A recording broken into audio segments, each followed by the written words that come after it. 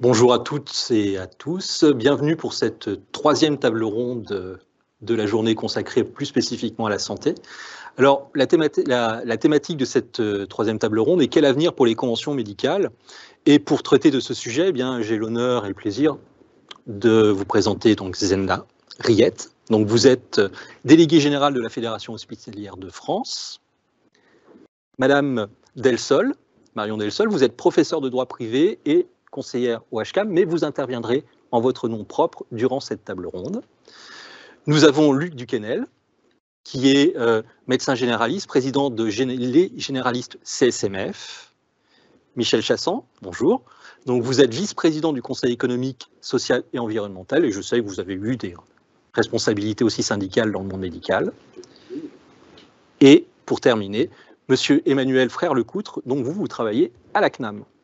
Donc la thématique, c'est quel avenir pour les conventions médicales? J'aurais tendance à dire que le sujet ne se pose pas, en tout cas pour l'instant, puisqu'il y a un présent, puisque depuis le 4 juin 2024, la convention médicale qui lie l'assurance maladie, pour faire court, avec les médecins et les médecins généralistes a été signée. Elle met fin à un règlement arbitral qui était lui-même la réponse, on va dire, légale d'une convention médicale qui avait échoué en 2025. Alors, je pense que la plupart de nos concitoyens ont retenu de cette convention médicale le passage prix de la consultation, surtout à 30 €, mais on va voir quand même qu'elle est beaucoup plus complexe, qu'elle est beaucoup plus complète. Et on se posera aussi les questions de est-ce que réellement cette convention médicale ou est-ce que le texte conventionnel va véritablement transformer notre système de soins et va permettre peut-être, vous l'espérez en tout cas, un meilleur accès aux soins. Alors, pour commencer cette table ronde, je vais donner la parole à Madame Marion Delsol pour qu'elle puisse nous présenter en quelques mots, en quelques minutes, c'est quoi finalement une convention médicale et c'est quoi ce texte en fait dont on entend finalement beaucoup parler, dont je ne suis pas convaincu que tout le monde connaisse en fait la portée juridique. Bien, merci. Alors, je vais parler des conventions médicales, mais il faut savoir qu'il existe de multiples conventions conclues entre l'assurance maladie et les syndicats représentatifs des professions libérales, donc des professions de santé libérales. Donc, on va se focaliser sur les conventions médicales, mais il y a des conventions avec les représentants des infirmiers, des masseurs kinésithérapeutes, etc. Donc, évidemment, c'est historiquement la convention médicale qui est le point de départ, finalement, du système conventionnel. Donc, c'est pour ça qu'on va mettre l'accent sur cette convention et au regard également de son actualité. Alors, sur quelques éléments de cadrage, alors déjà d'un point de vue juridique, qu'est-ce que c'est une convention? Alors là, en l'occurrence, une convention médicale, c'est une convention qui est négociée entre un ou plusieurs syndicats représentatifs des médecins libéraux et la branche maladie de la sécurité sociale et plus exactement l'Union nationale des caisses d'assurance maladie. Et cette convention a vocation à régir les relations entre la branche maladie de la sécurité sociale et les médecins libéraux conventionnés. Alors, c'est une logique contractuelle ou conventionnelle, mais après l'approbation ministérielle, cette convention change de nature et a une nature réglementaire. Ce qui a pour conséquence, finalement, de produire des effets bien au-delà des seules parties à la signature. Ça a des conséquences, évidemment, à l'égard des organismes de sécurité sociale, à l'égard des assurés, de façon évidente, on va y revenir, et puis évidemment des effets dans les relations entre la sécurité sociale et les médecins, sachant qu'on a un système qui est assez particulier, puisque ici, les effets à l'égard des médecins sont des effets qui dépendent de l'adhésion des médecins à titre individuel au système conventionnel. Donc c'est une déclinaison qui juridiquement est assez particulière. Deuxième élément de cadrage, peut-être qu'est-ce que c'est une convention médicale à l'origine, puisque le système des conventions nationales remonte à 1971. L'idée finalement, c'est une recherche de conciliation, peut-être à la base, une recherche de conciliation entre les principes de la médecine libérale, tels qu'ils ont été dictés dans la charte de la médecine libérale en 1927, si je ne dis pas de bêtises, mais là je suis sous contrôle. Donc entre les principes de la médecine libérale, en particulier la liberté tarifaire, et les exigences finalement d'un financement des dépenses de santé, un financement socialisé au travers de la sécurité sociale, et un financement qui vise garantir autant que faire se peut l'accessibilité financière aux soins d'une grande partie de la population. Et à l'origine, dans les conventions médicales nationales, la loi de 1971, l'objet quasi exclusif, quand on reprend les textes de cette négociation, c'est de déterminer le tarif conventionnel, qui en réalité est un tarif dit opposable, ce sont les termes qu'on utilise, c'est-à-dire qu'un tarif qui est opposable aux médecins qui entrent dans le système conventionnel et qui constitue aussi la base de remboursement de la sécurité sociale pour les assurés qui consultent ces médecins. En clair, dans ce système, les médecins conventionnés acceptent une limitation de leur liberté tarifaire en contrepartie d'un certain nombre d'avantages sous forme de participation à leur propre coût de couverture sociale, si je puis dire.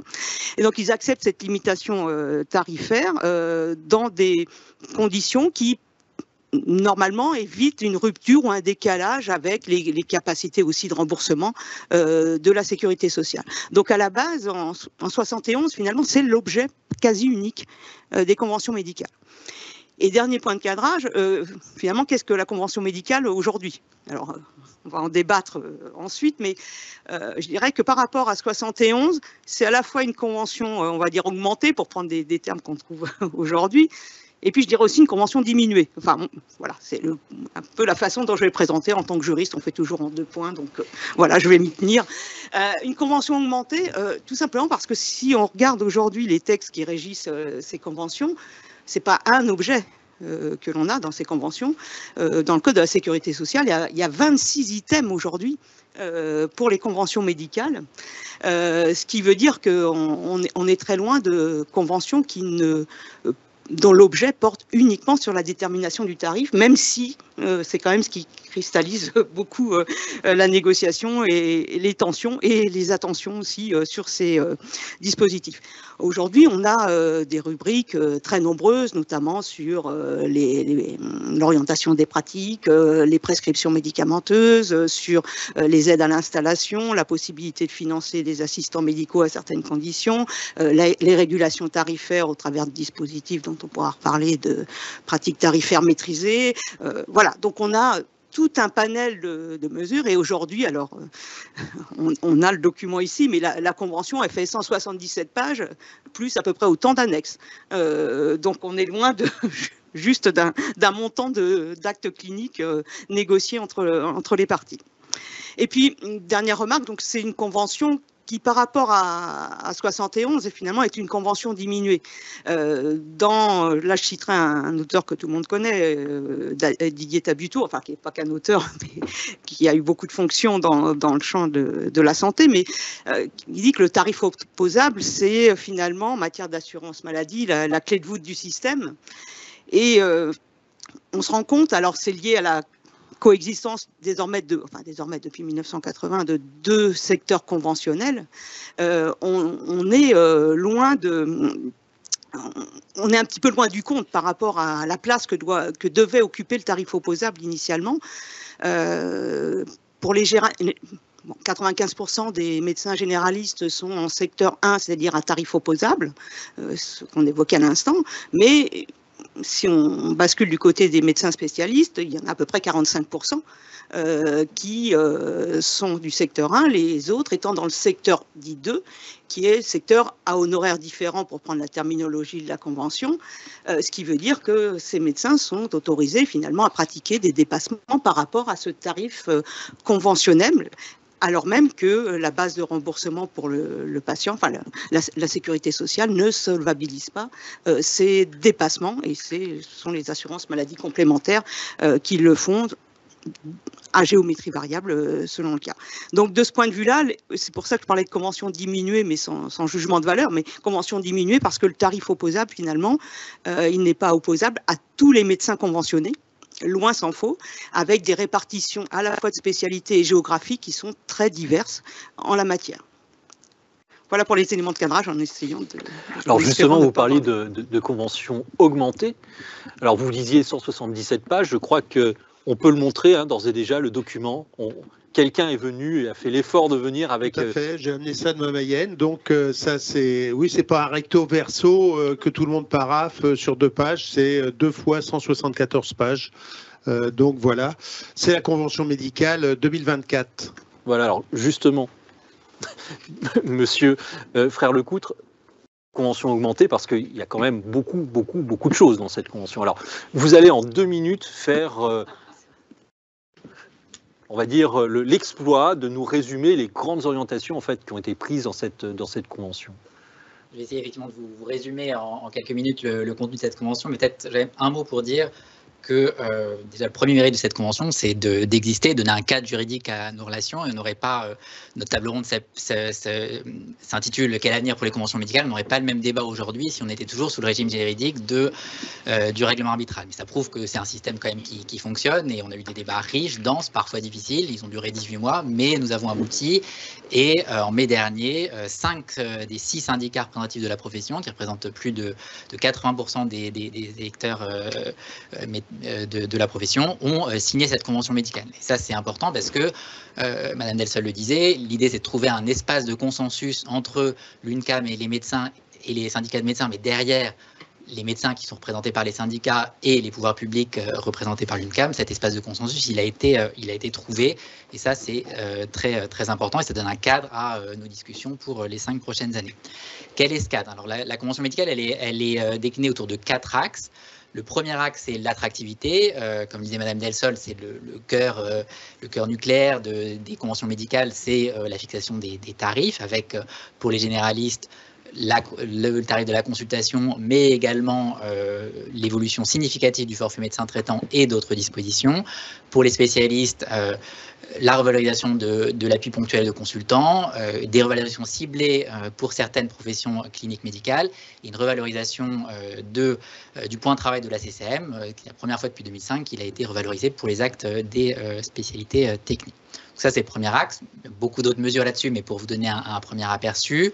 Sur le deuxième axe, qui est l'accès aux soins, qui est évidemment un axe important pour l'assurance maladie et d'ailleurs pour les assurés sociaux, l'accès aux médecins traitants, à la médecine de spécialité. Donc là, on a eu des débats riches et nourris sur la manière de traiter cet enjeu. Et on est parvenu à un consensus autour de 10 engagements collectifs qui essayent de couvrir l'ensemble des sujets liés à l'accès aux soins du point de vue du médecin, sur l'accès à un médecin traitant, l'augmentation de la patientèle, le recours à un médecin spécialiste et d'autres indicateurs. Et à partir de ces indicateurs, on a mis en place l'objet de mettre en place un indicateur qui sera suivi au niveau national et décliné au niveau local pour suivre ces indicateurs, mais derrière, suivre ces indicateurs pour suivre les leviers qu'on va mettre en place. Il y a un certain nombre de leviers dans la convention médicale pour y revenir, les assistants médicaux, il y a l'OPTAM pour les pratiques tarifaires. Donc chacun de ces indicateurs est associé à des leviers et pour mobiliser les partenaires conventionnels et aussi l'ensemble des autres acteurs, parce que ce n'est pas des sujets qui ne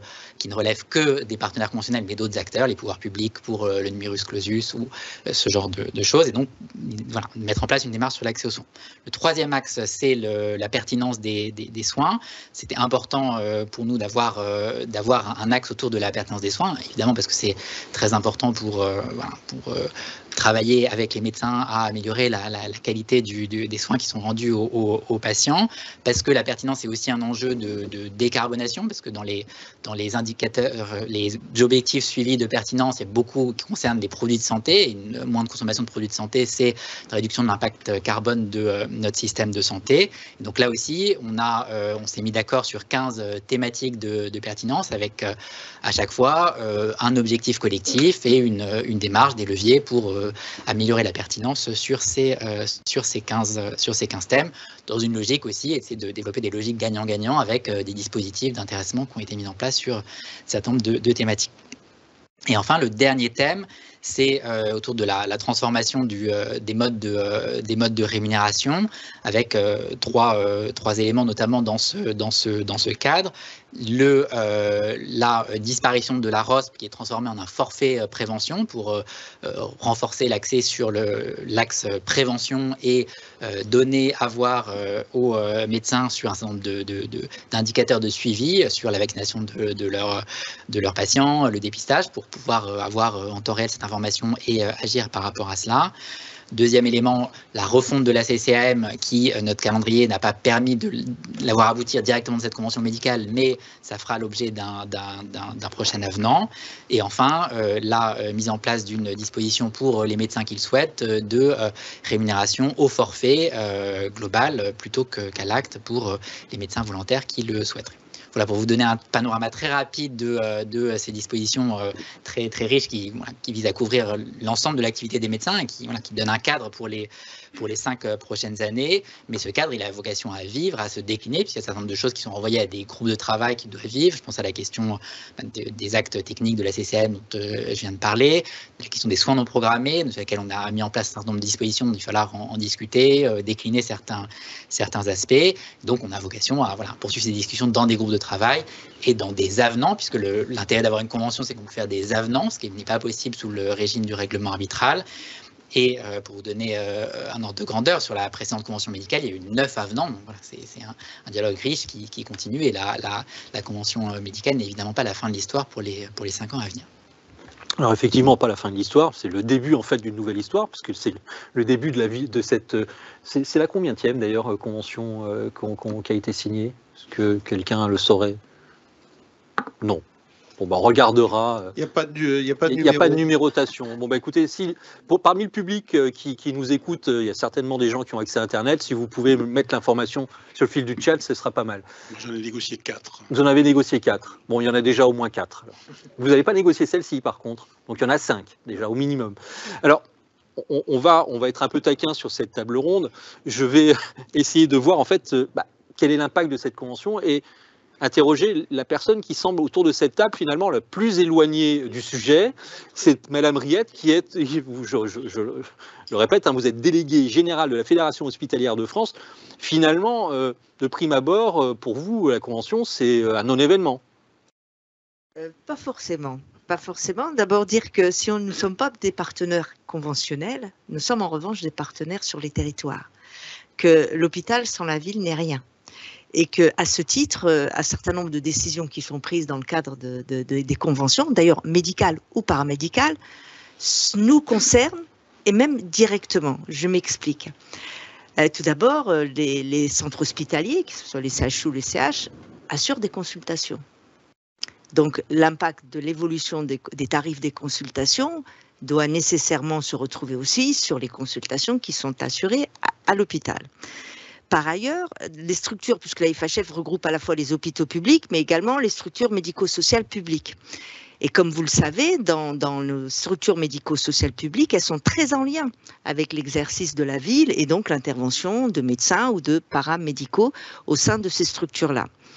Et de façon très concrète, par exemple, à ce jour, on ne sait pas si en 2025, les hausses de tarifs sur lesquels il ne nous appartient absolument pas de nous prononcer et nous ne sommes pas surpris qu'il y ait des hausses de tarifs, de consultation consenties en 2024, seront-ils intégrés dans les tarifs de ces établissements, des structures médico-sociales, c'est-à-dire sur leur dotation soins, qui, je le rappelle, évolue que très peu d'année en année. Donc, effectivement, il y a un impact quand même. Le deuxième aspect que je voudrais dire, c'est que en termes de politique conventionnelle, il y a des aspects, vous les avez cités, sur lesquels nous sommes aussi concernés, mais en termes d'amélioration de nos pratiques professionnelles, de nos relations ville-hôpital, et cela pour le bénéfice des populations sur le territoire. Vous avez évoqué la prévention, donc nous on peut que saluer le fait que dans la convention vous ayez intégré la prévention et qu'elle fasse l'objet d'un financement. Il nous semble qu'il faudrait aussi aller plus loin, pouvoir valoriser la consultation, les actes en ce qui concerne la consultation de prévention ou d'éducation thérapeutique, qui à ce jour ne l'est pas et qui est essentiel en tout cas pour nous. Et puis le deuxième point, c'est que vous l'avez évoqué aussi, il est aussi récurrent chaque été, et on ne peut pas non plus négliger cela. Vous avez évoqué l'accès aux soins non programmés et comment nous nous organisons sur les territoires. Et j'entendais tout à l'heure que vous disiez à juste titre que à la fois il y a aussi une sorte de désorganisation du fonctionnement H24 qui de fait est subi par les hôpitaux et qui est répercuté aussi sur la ville à l'inverse, lorsqu'il s'agit de ne pas pouvoir assurer la continuité d'un service d'urgence, vous l'évoquiez tout à l'heure en aparté, et donc les conséquences que ça peut avoir sur la ville. De la même façon, le fait de ne pas avoir accès au premier recours, ça a aussi des conséquences sur l'hôpital. Tout ça pour dire qu'à l'échelle du territoire, il est important qu'on puisse aussi permettre aux acteurs, quel que soit leur statut, de pouvoir partager, travailler ensemble sur ces sujets. Et donc, peut-être d'inscrire aussi pour pouvoir les assurer, de mettre en coordination ce qui relève de la convention médicale ou paramédicale, de ce qui relève des politiques de santé qui concernent plus précisément l'hôpital et les structures médico-sociales sur le territoire avec des objectifs qui sont fixés. Vous voyez, à un moment, il faut quand même, puisque tous nous sommes là pour fluidifier, améliorer au mieux les filières de soins et dans le cadre de ces filières de soins, les parcours des patients. Et je pense plus particulièrement aux patients un peu plus vulnérables ou lourds et qui nécessitent qu'on puisse les accompagner. Donc ça, c'est des éléments sur lesquels nous sommes concernés. Et puis, par ailleurs, et alors je ne sais pas, on y reviendra peut-être ensuite, donc je vais peut-être en rester là, parce qu'il y a aussi d'autres sujets en termes de maillage territorial sur lesquels nous pourrons... C'est une dimension importante. Hein. Oui. Effectivement, on reviendra dans la table ronde sur ce sujet. Monsieur Duquesnel, vous avez signé la convention, hein. Vous êtes président des généralistes CSMF, vous avez signé. Et pourquoi avez-vous signé cette convention? Alors, qu'est-ce qui...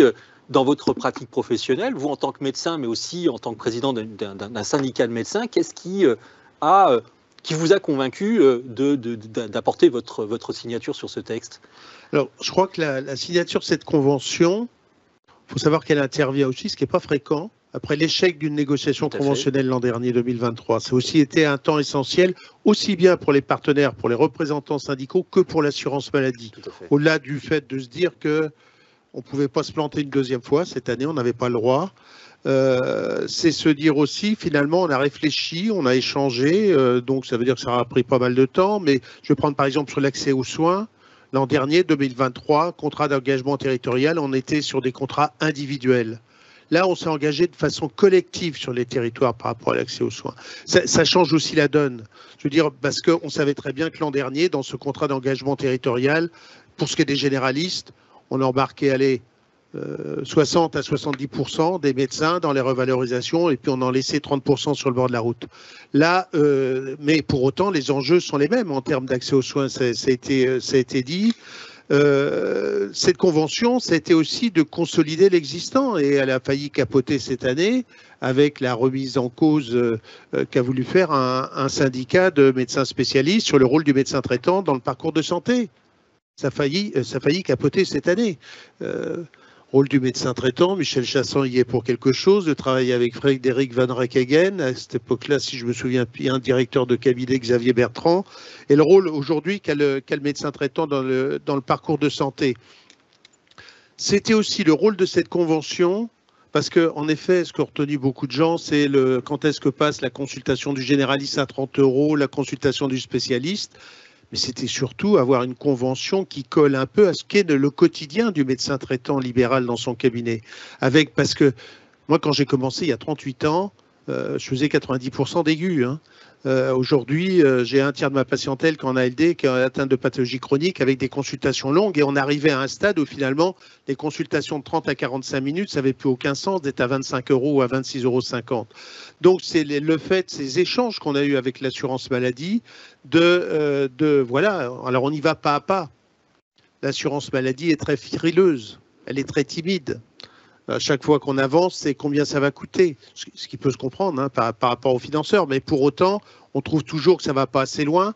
Donc, on arrive à des consultations longues qui ont été mises en place dans cette convention-là, des consultations de déprescription. Hein, c'est voilà, travailler, parce que c'est du temps. Travailler sur un patient atteint de pathologie chronique à une ordonnance avec 15 médicaments, 16 médicaments, qu'est-ce qu'on peut supprimer? Ça demande beaucoup de temps. Et puis aussi, je pense qu'un temps essentiel, ça avait déjà été le cas dans la convention de 2017. Dans cette convention-là, il n'y a pas le choix. Je veux dire, nos patients ont changé, on est moins nombreux. L'hôpital a aussi ses problèmes. Et puis, c'est travailler tous ensemble sur le territoire. C'est comment on amène à modifier les organisations professionnelles. C'est pas possible. Moi, j'ai bossé pendant 35 ans, en dehors du fait même si on a monté une MSP, parce qu'on parle de la convention médicale, il y a d'autres types de conventions qui touchent les médecins. Il y a les conventions pour les maisons de santé, il y a les conventions pour les CPTS, qui sont la prise en charge de la population d'un territoire, de la santé de la population d'un territoire, et en lien d'ailleurs pour ce qui est des CPTS avec l'hôpital. Mais comment on fait changer des organisations qui n'ont pas bougé pendant 30 ans? Si les patients ont changé, si on est moins nombreux, il faut qu'on les fasse bouger. Donc voilà, moi je dis que j'arriverai pas à prendre ma retraite, même si j'ai l'âge de la prendre. Depuis 2 ans, je travaille avec une assistante médicale, infirmière, je travaille sur 2 cabinets médicaux. C'est mes plus belles années d'exercice. On a salarié dans notre MSP une infirmière de pratique avancée qui nous prend en charge 650 patients. J'en ai confié plus de 300, mais c'est que du bonheur. Ça m'a permis de prendre en charge plus de patients. Il n'y a pas le choix. Sur notre territoire, on était tombé à une démographie des plus faibles de France et on perd encore 2 médecins qui sont médecins traitants de 5000 patients l'an prochain. Ben voilà, il n'y a que les infirmières de pratique avancée, c'est s'organiser. Et la convention, elle est structurante. Alors, pas suffisamment, mais on avance dans le bon sens. Donc, on a parlé de l'IPA, l'assistant médical, mais je vais parler aussi des médecins spécialistes, s'engager dans des équipes de soins spécialisées d'ailleurs, qui peuvent concerner aussi bien le libéral que l'hôpital. C'est-à-dire, moi, médecin traitant, qui est un patient, j'ai besoin d'un avis d'expert pour un diabète, cardio. Aujourd'hui, sur mon territoire, le tiers supérieur de mon département, c'est les rendez-vous de cardiologue, c'est à septembre 2026. Quand je fais un courrier pour mes patients, d'aller voir le cardiologue, on est à septembre 2026. Donc vous imaginez bien qu'on n'est pas pour l'accès libre aux spécialistes, parce que dans ces cas-là, ce sera septembre 2027. Donc voilà, c'est toutes ces choses-là. Et puis, en même temps, ça a été aussi un peu une spécificité de cette convention, c'est essayer de supprimer les effets d'aubaine. Quand l'assurance maladie nous dit « Attendez, vous avez plein de médecins maintenant, téléconsultation, ils commencent à travailler à 20 heures. » Ben oui, parce que la consultation, elle n'est plus à 25 €, elle est à 50. Des centres de soins non programmés. On est en train de voir toutes les voies vers lesquelles vont... on sait qu'on diminue, le nombre de médecins traitants diminue, celui des médecins traitants salariés augmente, celui des médecins traitants libéraux diminue, mais il y en a plein qui vont vers la médecine esthétique. Et les centres de soins non programmés, avec des centres de soins non programmés, ils font 20% d'urgence vitale. Ben oui, parce que c'est beaucoup plus coté. Donc c'était travailler sur toutes ces choses-là, c'est-à-dire une convention médicale qui travaille sur le terrain. C'est aussi la convention, on a parlé du national, quand on signe ces textes-là, mais la convention elle vit dans les régions, avec des commissions paritaires, elle vit aussi dans les départements. C'est aussi essentiel. Tous ceux qui ont signé cette convention, on l'a fait vivre localement, parce qu'en effet, il n'y a pas que la revalorisation des actes. Bon voilà, puis l'enjeu de cette convention, ben, c'était quand même de trouver un nombre de syndicats suffisant pour la signer. Hein, c'était pas forcément gagné. Mais je crois qu'on a fait un beau travail, on est tous fiers de ce travail. Voilà, moi j'ai de toute façon, alors Michel Chassan a beaucoup plus d'ancienneté que moi. Bon, ça fait quand même depuis 2002 un certain nombre de conventions que je vois. De toute façon, j'ai jamais connu une convention, il n'y avait pas des frustrations à la fin pour les syndicats médicaux. C'est normal. Hein, il y a aussi la problématique du financement. Mais voilà. Alors on reviendra sur la problématique du financement, qui est une problématique importante, mais quel sera selon vous, je reviens toujours sur l'impact de cette convention, sur l'accès aux soins, qui est quand même aujourd'hui une problématique qui est une problématique phare, et au cœur en fait des préoccupations des Français. Vous avez vu que dans les sondages d'opinion, la santé qui finalement n'apparaissait pas forcément comme un sujet de préoccupation le devient et commence à arriver petit à petit comme le sujet principal de préoccupation des Français. En quoi cette convention permettra peut-être un meilleur accès aux soins, sachant, vous l'avez dit vous-même, Monsieur Duquesnel, que le nombre de médecins, alors les statistiques sont sorties cette semaine, progressent un tout petit peu. Mais on voit que les pratiques évoluent et que, en volume, par contre, le nombre d'actes, lui, ne progresse pas à hauteur de ce que l'on pourrait espérer.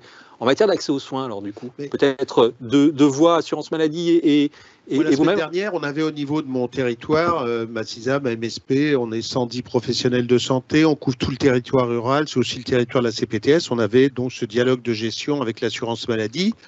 Finalement, on a beau diminuer le nombre de médecins, le nombre de patients en ALD sans médecin traitant, il diminue aussi. Sans médecin traitant, il diminue. Donc voilà, donc c'est aussi des choses positives. Ça veut dire aussi qu'à côté de ça, il y a aussi des textes réglementaires. Je pense au service d'accès aux soins. Aujourd'hui, le service d'accès aux soins, là où il se met en place, et cette nuit, moi, c'était pour la permanence des soins, j'étais de garde de régulation sur mon département. Toutes les 303 000 Mayennais, tous ceux qui ont eu besoin, qui ont appelé le centre 15 et tout, ça relevait de la médecine générale, je les ai eus au téléphone cette nuit. Hier soir, on était 2. J'avais 8 médecins. Tout le territoire était couvert hier soir à la permanence des soins. C'est le Conseil de l'ordre qui le dit. On couvre 95% du territoire. Alors, c'est vrai, souvent pas sur le 0h-8h, même si dans les hôpitaux de proximité, c'est aussi les médecins généralistes qui assurent. Moi, cette nuit, j'avais 4 médecins qui faisaient effecteurs, qui ont fait la garde de 20h jusqu'à 8h ce matin. S'il y avait besoin.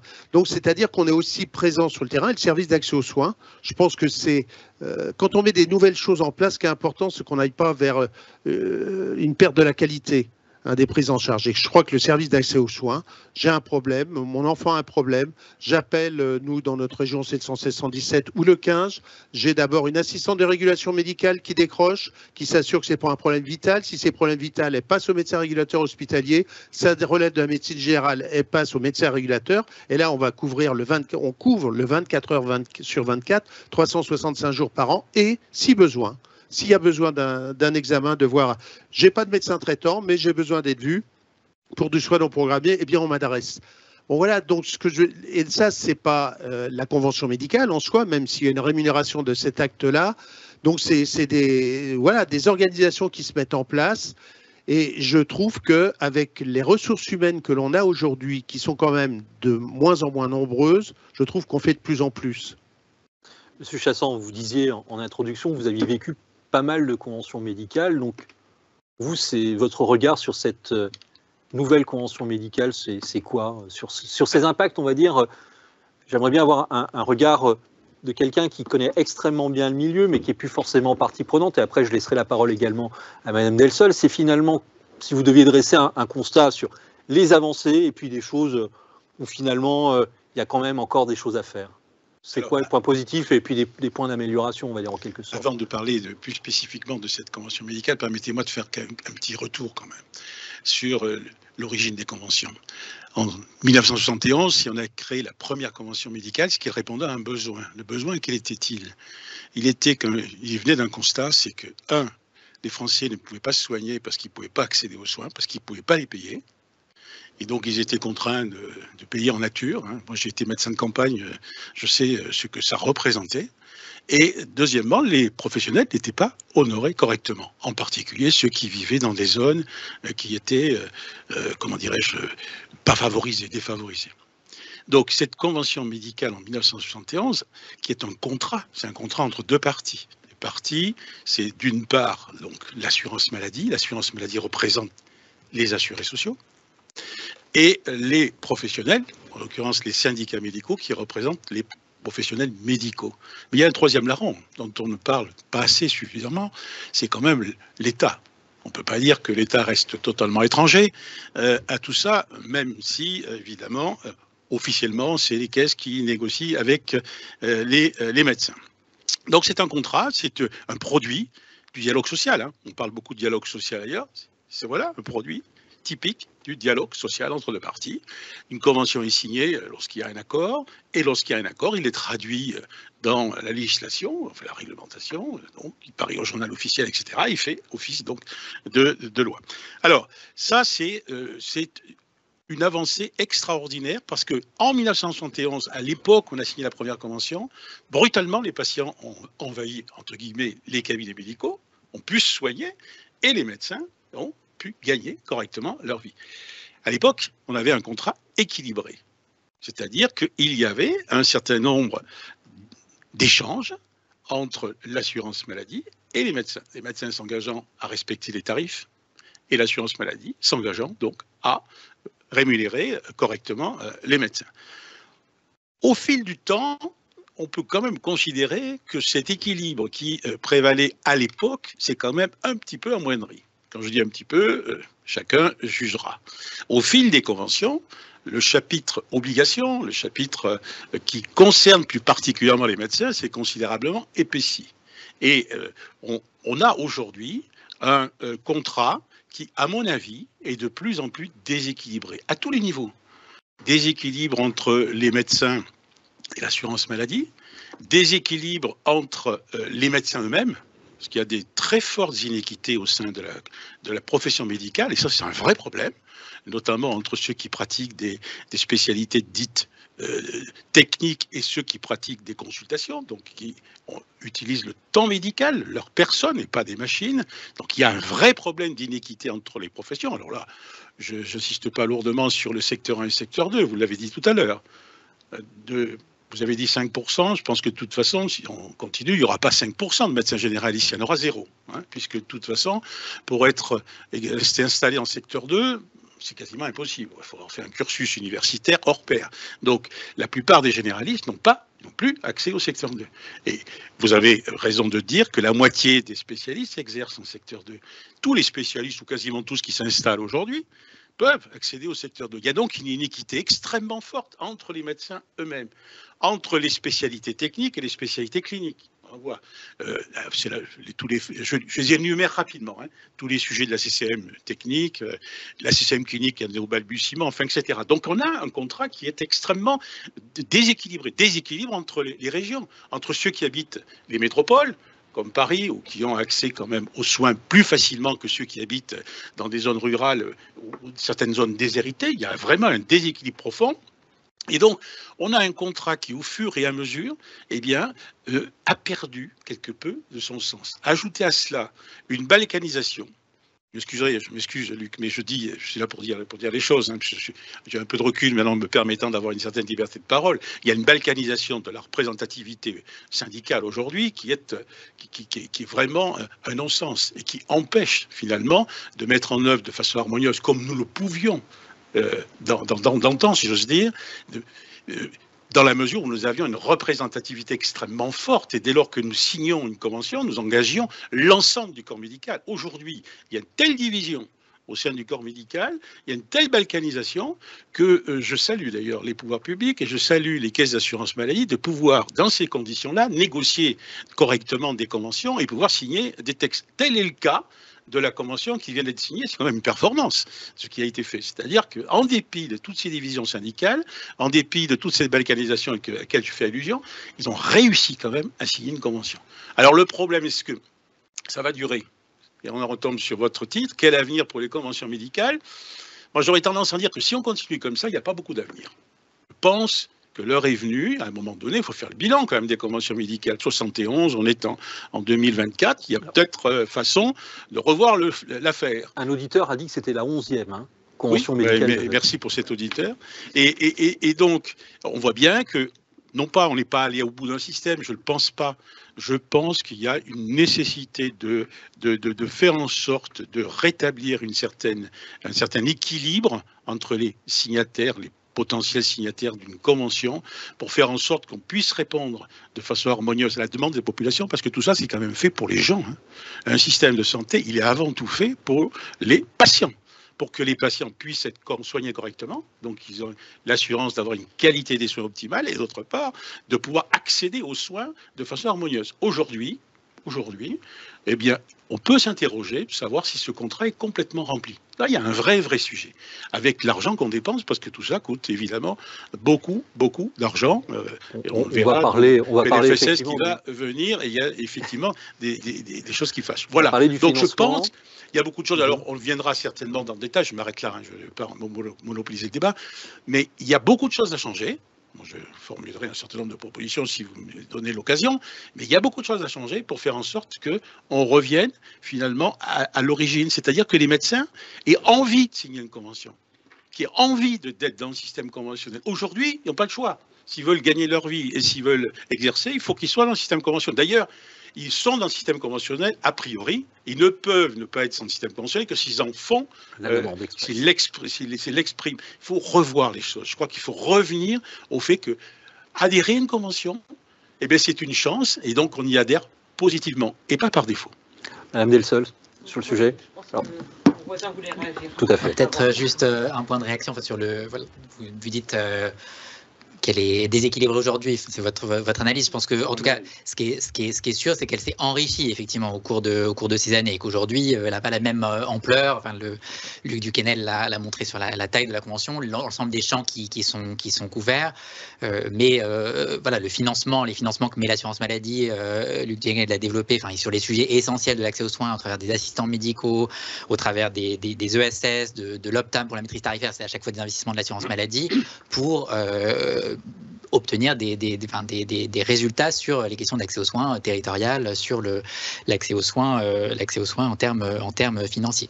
Et effectivement, vous l'avez dit, il y a une représentation, il y a 6 syndicats qui étaient autour de la table, 3 pour les spécialistes, 3 pour les généralistes et la CSMF dans le seul syndicat, et ça effectivement on peut le regretter, le seul syndicat qui représente aujourd'hui les deux casquettes, spécialistes et de médecine générale. Et effectivement, Luc Duquesnel l'a dit sur le question du parcours de soins, on a eu des débats parfois vifs, et on va y revenir, on a promis un groupe de travail sur ces questions de parcours de soins, mais vous l'avez souligné aussi, on a réussi. Voilà. Alors après, effectivement, je pense qu'on va y venir peut-être dans notre table ronde. Est-ce qu'on est au bout? Moi, je pense pas, mais en tout cas, puisqu'on a réussi avec 5 syndicats à obtenir cette signature et à s'engager sur les 5 ans. Après, j'ai pas complètement compris votre point. Enfin, un médecin qui s'installe, il choisit d'adhérer à la convention. Aujourd'hui, c'est peut-être compliqué de vivre hors dehors du système conventionnel, mais juridiquement, rien ne l'interdit. Ouais, mais vos patients ne sont absolument pas remboursés avec le tarif d'autorité. Oui, mais c'est un choix. C'est ce que la collectivité prend en charge dans un cadre qui est négocié. C'est un libre. Après, voilà, c'est un choix en tout cas possible. Il y a certains médecins qui le font, nous on le regrette, mais c'est un choix qui est fait. Il y en a peu, effectivement. Il y en a moins de 800, je crois. Oui, mais en plus, effectivement, très marginal. On peut s'en réjouir que tout le monde choisisse, mais par contre, c'est un choix. Enfin, il n'y a pas d'obligation. L'assurance maladie a voulu, dans le texte conventionnel, qu'on n'ait pas envie de rentrer, de sortir, de rentrer, de sortir. Si je sors de la convention, je ne peux pas rentrer avant 2 ans. C'est quand même dissuasif à plein niveau. D'abord pour les patients, on l'a dit, en termes de remboursement, aussi pour le médecin en termes d'exercice, c'est plus le même exercice. Alors peut-être, on va parler de choses qui fâchent, c'est-à-dire que une convention, c'est aussi des transformations tarifaires. Donc la preuve, c'est que finalement, si on demande aux gens, je pense autour de nous, ce qu'ils retiennent de cette convention médicale, c'est le passage de l'AC à 30 €, qui interviendra, je crois, au mois de décembre. Mais je sais aussi que derrière, il y a un effort financier sur le financement d'autres activités que vous avez commencé à évoquer, Monsieur Duquesnel. Il y a un effort de combien qui est mis sur la table aujourd'hui par l'assurance maladie, dans le cadre, de l'assurance maladie, dans l'UDOCAM, en fait, sur cette convention? Le financement par l'assurance maladie pour cette convention, c'est 1,6 milliard d'euros sur toute la durée. Donc évidemment, le cœur de l'effort est sur 2025 avec la revalorisation de l'AC au 22 décembre, la revalorisation de l'APC, et après ça, de revalorisations qui interviendront sur l'année 2025. Les revalorisations des tarifs des spécialistes sont en 2 mouvements, un premier mouvement au 1er janvier, un deuxième mouvement au 1er juillet, et dernier train de mesure début 2026 avec la revalorisation du forfait patientèle médecin traitant et la création des consultations longues qu'a décrit le docteur Duquesnel. Alors, je vais peut-être mettre les pieds dans le plat, mais 1,6 milliard d'euros, donc on savait que la convention avait eu un échec, il y a eu un premier échec de la négociation en 2023, le règlement arbitral qui avait mis en fait d'autorité l'AC à 26,50 €, donc le passage quand même à 30 qui est certes, ça dépend des points de vue, soit pas suffisamment, soit trop, mais finalement, je m'adresse vers les syndicats de médecins, est-ce que vous aviez clairement pas une pression très forte? Vous l'avez cité à un moment où finalement le budget de la sécurité sociale, de l'assurance maladie était quand même très compliqué, on ne sait pas très bien où on va en matière de compte public. Est-ce que ça n'a pas été un aiguillon très fort pour arriver à cette signature? Pas que, mais de toute façon, ça voulait dire qu'il n'y aurait pas eu de convention de signer s'il n'y avait pas eu, entre autres pour les médecins généralistes, cette consultation à 30 €. Je tiens à rappeler que la précédente, parce qu'on sait tous les 5 ans normalement la convention, elle datait de 2017 quand même, il y a 7 ans, avec la consultation qui était à 25 € il y a 7 ans. Après, on a parlé tout à l'heure des financeurs, entre autres pour ce qui est le secteur 1, et Michel Chassan l'a très bien dit, la problématique aujourd'hui des spécialités cliniques. On le voit dans les choix des spécialités médicales. Qu'est-ce qui fait qu'aujourd'hui, voilà, moi, il y a la consultation, je ne sais plus à quel tarif elle était quand j'ai commencé en 88, mais je veux dire, c'était que des actes courts, des pathologies aiguës. Aujourd'hui, faire des consultations à 26,50 €, des consultations 30 à 45 minutes, ça n'a pas de sens. Je veux dire, quel regard on porte sur mon travail. Donc l'enjeu de cette convention, c'était, et pas seulement la médecine générale, c'était de revaloriser les spécialités cliniques. Je pense aux pédiatres, aux gériatres, enfin il y a plein, les psychiatres. Finalement, des spécialités qu'on n'a plus envie de pratiquer parce qu'il y a un moment, quand on va plus les avoir, ça c'est la première chose. Deuxième chose, moi, qu'est-ce que j'observe sur le terrain? Je l'ai dit tout à l'heure, le nombre de médecins généralistes salariés, il augmente. Donc moi, j'ai des centres de santé, y compris dans mon département comme dans d'autres. Mais globalement, il y a un cofinancement des soins de premier recours par les collectivités locales. Ça veut quand même dire qu'il y a un financement par l'assurance maladie qui est insuffisant, puisque quand on emploie des médecins généralistes dans un centre de santé, c'est la communauté de communes, la commune, le département qui est obligé de remettre de l'argent au pot. L'exemple de Lyon, et puis avec éventuellement, je ne parle pas de la qualité des soins, mais un niveau de performance, je ne sais pas moi, Lyon, 407 patients médecins traitants par médecin, sur les 40 médecins qu'il y a dans ce département qui sont salariés par le département. La moyenne donnée par l'assurance maladie pour les médecins généralistes libéraux, c'est 1100, un peu plus de 1100. On voit aussi, quand il y a une pénurie de médecins, l'efficacité aussi aujourd'hui du système libéral. Donc à partir de là, puis on fait avec les moyens du bord. Bon, et il est vrai que moi, ce que je regrette, ce qui a du sens pour le médecin généraliste, pour le médecin traitant, c'est aussi le forfait. On ne l'a pas dit, le forfait médecin traitant, il est financé en douce par l'UNOCAM, par les complémentaires santé. Hein, quelle sera la part demain des complémentaires santé dans le financement de l'assurance maladie? Je crois que ça va peut-être faire partie du prochain PLFSS. Hein, mais en tout cas, c'est vrai que si la nation a pu les moyens de financer, et pourtant elle dépense déjà beaucoup d'argent, hein, par rapport à la santé, à financer ses professionnels de santé, ses établissements, je veux dire, qu'est-ce qu'on doit faire pour garder, moi je pense à la médecine libérale, quand je parle de la médecine libérale, mais c'est la même chose pour les infirmières, c'est la même chose pour les kinés, parce que je vois aussi les problèmes qu'ils rencontrent, je veux dire, dans leur quotidien. Donc, et puis je crois que la problématique de la convention, mais c'est difficile de faire autrement, surtout dans un contexte budgétaire aussi compliqué que celui d'aujourd'hui, c'est de prendre les devants. Finalement, on est un peu à la ramasse. Les organisations, des financements pour modifier les organisations professionnelles, c'est il y a 15 ans.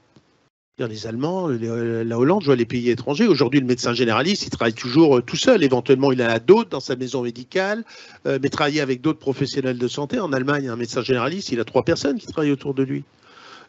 Et finalement, on s'est aperçu très tardivement, on n'a pas réagi assez progressivement aux 2 chocs, qui est celui de la démographie médicale en baisse et celui de l'avènement des pathologies chroniques. Et je crois que là, aujourd'hui, on essaye de rattraper le temps avec des moyens financiers qui sont probablement insuffisants. Mais moi, j'ai envie de positiver. Je trouve que et les liens avec l'hôpital. Je pense que là où il va falloir faire attention à tout ce qui tombe de Paris. Hein, il va falloir laisser un peu plus de liberté aux gens sur les territoires pour s'organiser. Attendez, 2020, crise Covid. Quand je vois comment il y a plein de départements qui ont été couverts, les professionnels de santé libéraux, les médecins, mais en lien avec l'hôpital, les infirmières, les pharmaciens, on a ouvert des centres Covid. L'année suivante, c'était des centres de vaccination. Et là, les ARS nous a laissé, à partir du moment où c'est nous, on proposait les organisations, elles finançaient, on leur disait quels étaient nos besoins. La capacité à réagir, à répondre aux besoins. Alors, on ne peut pas tout faire. Mais je crois qu'on définit des priorités et je crois qu'aujourd'hui, on souffre un peu de ça, tant au niveau des textes, des lois, des décrets qui tombent de Paris et qui finalement, même sur une organisation comme la mienne, on est 110 et tout, on travaille ensemble, mais finalement, de temps en temps, des textes qui tombent de Paris, je vois le décret qui n'est jamais sorti sur les IPA, mais c'était un chiffon rouge. Nous, on se bat, on a une deuxième qui s'est installée en libéral au mois de juillet, on a une troisième qui vient de partir en formation au mois de septembre, et d'un autre côté, on nous sort des décrets où finalement l'IPA va pouvoir primo-prescrire sans avoir de diagnostic. Laissons les acteurs de terrain, laissons-leur plus de liberté. Alors, Monsieur Chassan et Madame Delson. Non. Dans cette convention, il y a, j'ai peut-être été un peu sévère tout à l'heure, mais il y a des éléments restructurants qui sont, à mon avis, assez importants. Le premier, c'est celui sur la nomenclature. Il y a un coup de pouce qui est donné donc vis-à-vis des spécialités cliniques. On ne peut que s'en féliciter parce qu'il y a un vrai problème de ce côté-là. Le sujet de la démographie, c'est insuffisant. Puis, de toute façon, c'est un sujet qui est difficilement soluble parce qu'on parle. Vous avez parlé tout à l'heure et vous avez évoqué à juste titre que le nombre de médecins est en train d'augmenter. Mais c'est le temps médical le problème. C'est le temps médical qui diminue. On a un croisement des courbes. On a d'une part une augmentation pas soutenue, timide du nombre de médecins, mais de l'autre côté, il y a le temps médical moyen qui est en train de s'effondrer. Donc on a un vrai sujet, un croisement des courbes. Ça veut dire en clair qu'il va falloir travailler en équipe, d'une part, et travailler avec les autres professionnels de santé. Ça me paraît évident. Et avoir une coordination harmonieuse avec l'hôpital, ce qui reste encore à vraiment construire. Bon. Ça, c'est le problème démographique, mais il y a un certain nombre d'éléments restructurants dans cette convention en termes démographiques. Il y a le sujet des assistants médicaux, parce qu'un cabinet médical, c'est pas un professionnel qui touche des honoraires, c'est une entreprise. C'est une entreprise médicale, et cette entreprise, il faut qu'elle vive, il faut qu'elle ait des salariés, il faut qu'elle ait une certaine taille pour être performante, il faut que les gens puissent se partager le travail, partager leurs efforts auprès des patients, etc. Bon, bref, donc les assistants médicaux, ça va tout à fait dans le bon sens. Il a raison, Luc, de souligner ce point-là. Moi, il y a un élément que j'ai trouvé restructurant qui m'intéresse, personne n'en parle. Moi, ça m'intéresse, c'est le choix du paiement collectif forfaitaire. C'est intéressant. Ça mérite d'être réfléchi. Ce qui se passe outre-Manche n'est pas complètement négatif. Il faut regarder attentivement, parce que notamment en matière de suivi global des patients, c'est pas si mal que ça, et ça mérite d'être. Et j'espère qu'il y aura des expérimentations, et des initiatives qui vont être lancées dans ce sens-là pour voir un petit peu s'il n'y a pas matière à faire évoluer les choses. Il y a la diversification des modes de rémunération, c'est pas le tout à l'acte. Il y a désormais des paiements forfaitaires qui ont été simplifiés parce que ça devenait la ROSP. Je suis à l'origine de la ROSP, donc je connais bien le sujet. C'était quand même considérablement, comment dirais-je, compliqué. Alors, pour y comprendre quelque chose, c'est un peu compliqué. Et c'est bien de mettre des indicateurs. Mais si on n'est pas capable de les suivre, les indicateurs, l'intérêt est extrêmement limité. Donc il faut mettre des indicateurs, mais trop d'indicateurs, tous les indicateurs, enfin bref, il faut que les indicateurs soient là aussi bien fixés et bien partagés. L'OPCAM, l'OPTAM, pardon. On appelait ça le contrat d'accès aux soins antérieurement, c'est extrêmement intéressant. C'est dommage aussi quand même que cet OPCAM il soit réservé à ceux qui sont en secteur 2. Je pense qu'on pourrait peut-être ouvrir une petite fenêtre pour faire en sorte que un certain nombre de généralistes, moyennant un engagement en termes de qualité des soins, etc., puissent entrer là-dedans. Enfin, je crois qu'il y a matière à faire évoluer les choses. Voilà. Mais sinon, il y a effectivement du progrès. Ceci étant dit, dans le contexte qui est nôtre aujourd'hui, on a lundi, je sais puisque je vais y assister, la commission des comptes de la Sécu, lundi matin.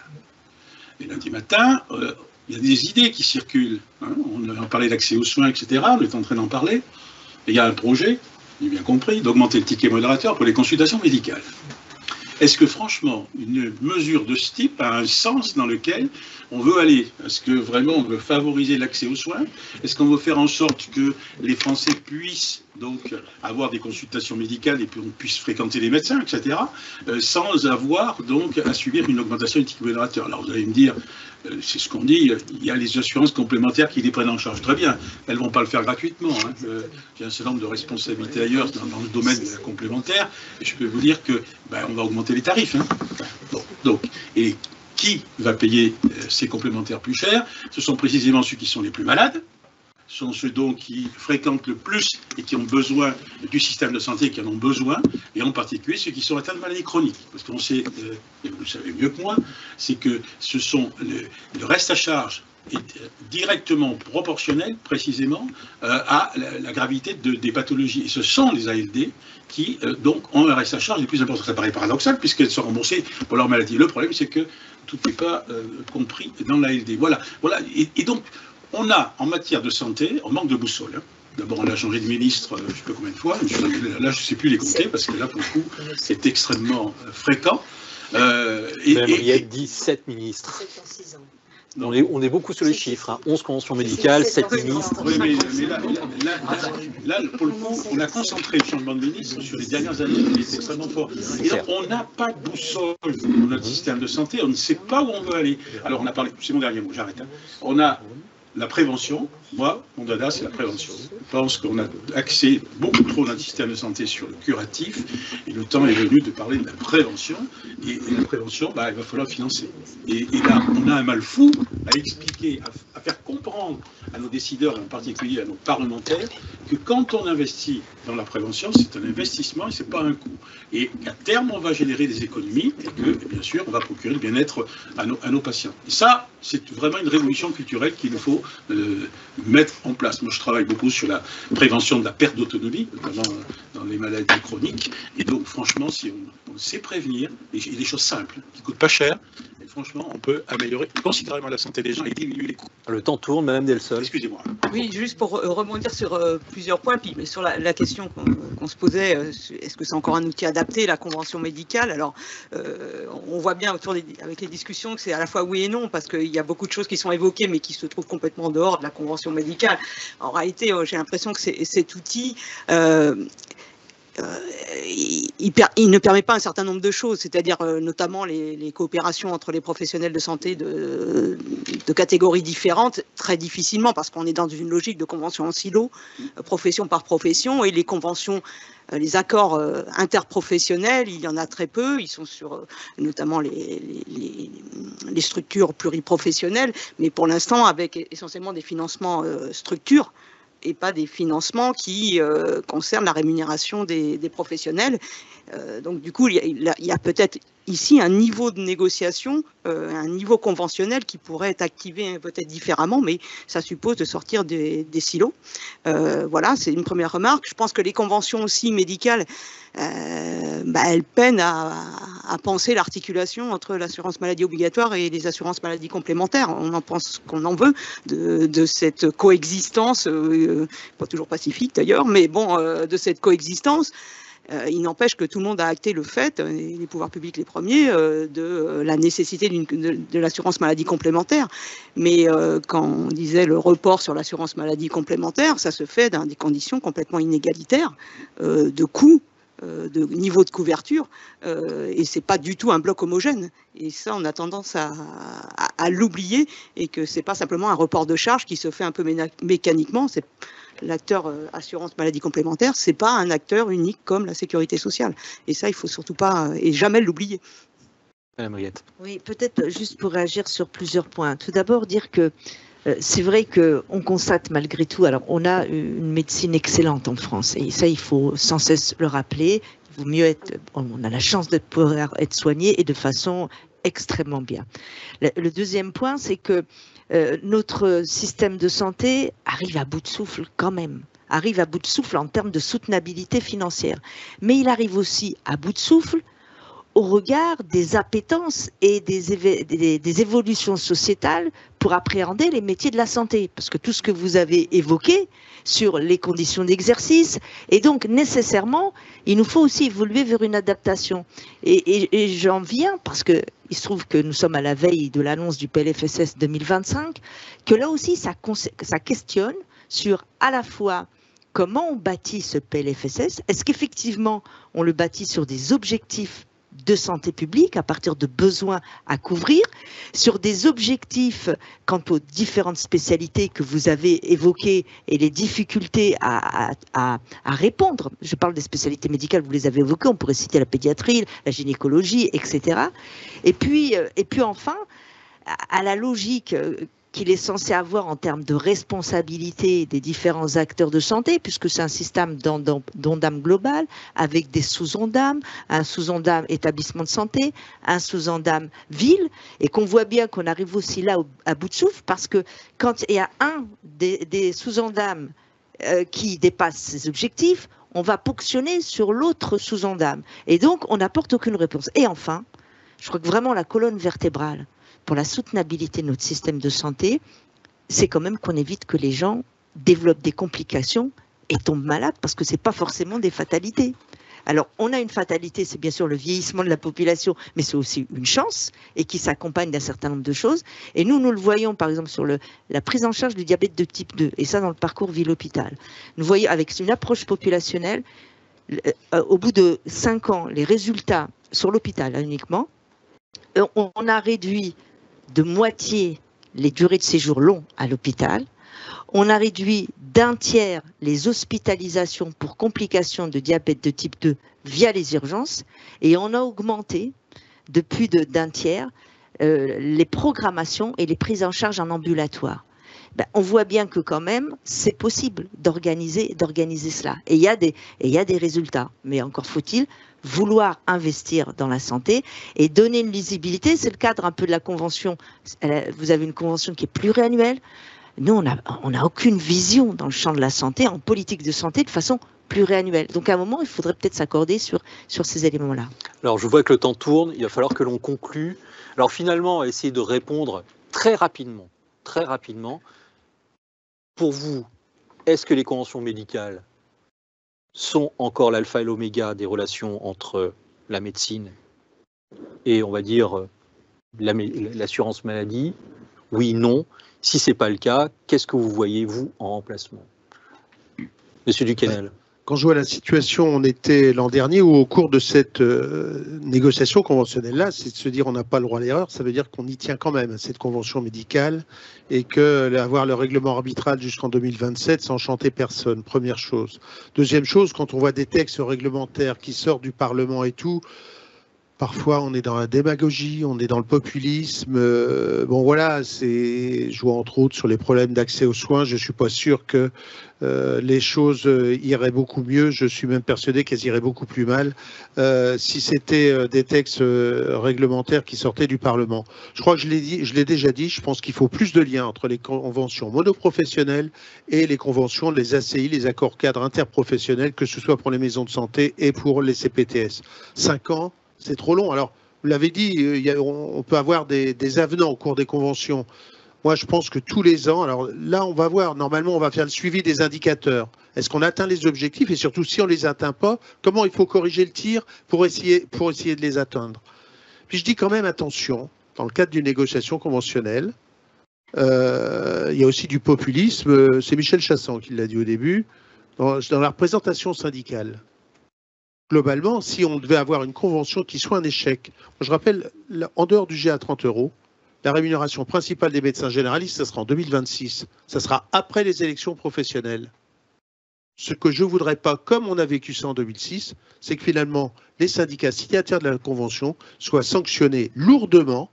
Parce que là, on arrive, ça va être ce qu'on a connu, la consultation à 50 € et tout. Hein. On était quand même, on était poussé derrière nous. Faire attention aussi que dans le cadre d'une négociation conventionnelle, on ne mette pas en difficulté les partenaires conventionnels qui signent une convention.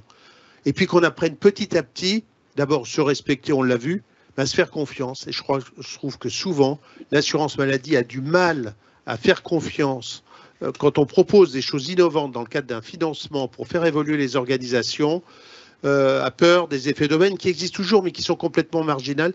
Je crois qu'aujourd'hui, il faut qu'on aille plus vite. Puis, on a quand même parlé du coût du système de santé. Je dis juste une chose, mon département, comme beaucoup de départements, il y a 3 hôpitaux dans le GHT. On est 300 000 habitants.